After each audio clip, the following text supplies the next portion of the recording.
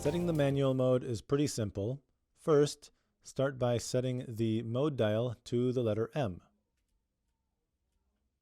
The nice thing about the manual mode is that it gives you full control over the shutter speed and the aperture. You can see the shutter speed displayed right here and the aperture right next to it over here. I'll use the control dial in the back to set the shutter speed and the front dial of the camera to set the aperture.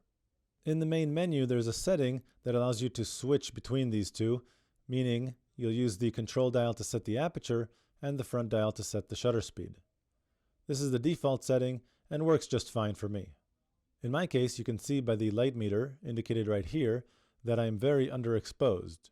As I change my shutter speed, you'll see that the light meter increases and is now properly exposed. I can then use the front dial to change the aperture, overexposing, and change the shutter speed again to get a proper balance. This way I can set the shutter speed and aperture in a way that gets me a proper exposure. While in the manual mode, you will have to set the ISO as well. Press the ISO or up navigation button right here to access the ISO function and use the control dial to move this around. As you can see, I do not have an auto option for ISO in this mode. When setting the ISO, remember that the lower the ISO, the less sensitive the camera will be to light. The higher the ISO, the more sensitive the camera will be to light. However, it will also produce a more noisy or grainy image. Choose the ISO that best suits your needs and then press set.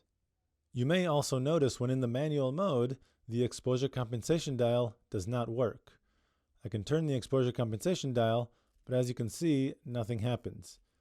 And that's because the way I would control the exposure with the manual mode is by setting either the ISO, the aperture, or the shutter speed.